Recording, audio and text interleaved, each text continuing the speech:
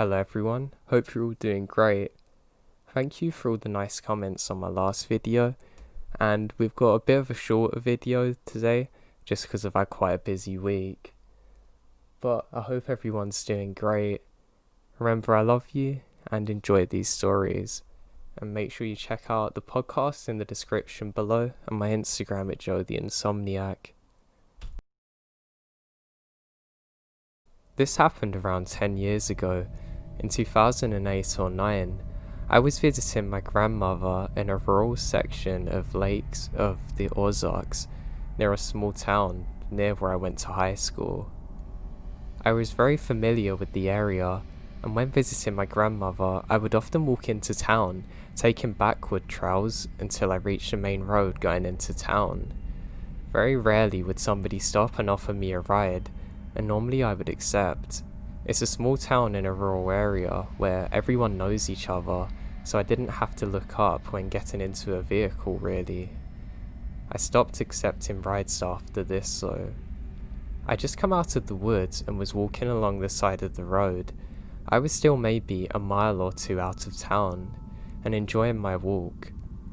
Suddenly, an older blue Ford Taurus pulls up next to me. The driver rolls down the passenger window saying, "Do I need a ride?"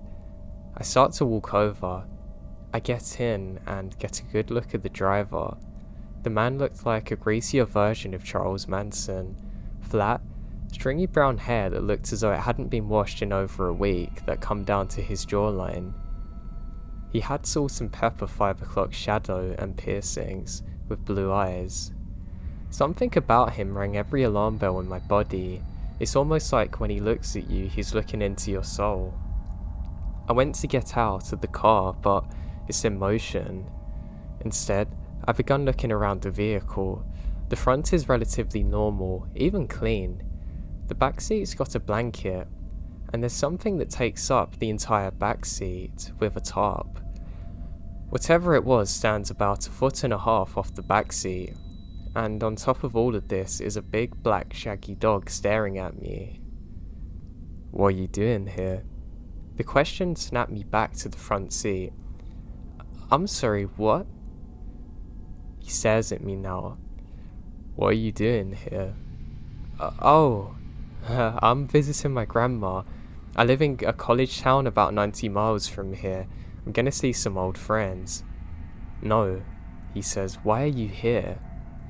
I frown a little, everything in me flashing in red to get out now. I told you, I say, mumbling as I speak. My tension is growing, and the dog starts to growl at me. We are passing the sign of the county line. There is a gas station coming up that marks the beginning of the town. He stares at me, shouting, "Why are you here? Why are you here?" He screams out of nowhere, slamming his hands on the steering wheel. I'm huddled against the door, shaking now. He pulls into the station, saying, "Give me your glasses." Not a question, an order. "Wait here." He goes into the store. I'm frozen in panic, shaking, trying to will my arms and legs to work, still trying to start breathing again. I know whatever the hell is going on is very bad and I must get out of here. The dog lets out another low growl that snaps me into action. I get up, almost rolling out of the car. Shakily, I walk into the store, and in an equally shaky voice say to the guy, "This is close enough, I'd like my glasses now." My eyesight is poor, but I can feel the intensity of his glare. I think the cashier could tell too because she took some steps back, closer to the store phone. Silently, he hands the glasses to me, continues to stare at me as I put them on. He walks out of the store without saying a word and just stares at us. The cashier stares at me and says, "What the hell was that?" The adrenaline of the situation has started to wear off, and the real gravity of the situation starts to sink in on me. Tears begin to silently course down my face.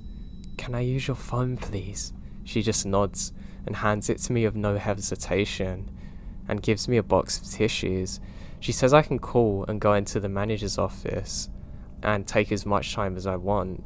I say thank you and go back, and let my friends know what happened.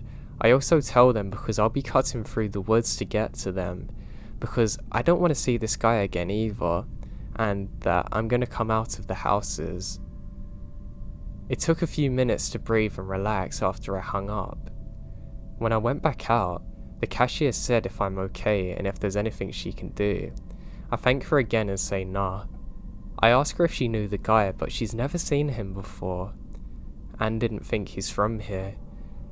That shock makes it even worse for me. I gave her my friend's phone number and say, can you call them if he comes back? I left, cutting through the woods to my friend's house. We actually had a great afternoon, and I was ready to leave. They gave me a ride back home. At the time it didn't bother me as much, but the longer I've had to think about it, the more curious I've become. What was in the backseat? The dog wasn't moving unless the guy told him to. I try not to think about what was under the tarp too much. It looked as though someone was lying in the fetal position. I'm a 6'1" male who's about 210 pounds at the time. I wore my hair down to my waist with a full beard. I myself was a little intimidating and would occasionally accidentally scare people from my appearance. But the aura this man gave to me nearly had me wetting myself, and there was no question he could have overpowered me and done whatever he wanted. I hope I never see him again.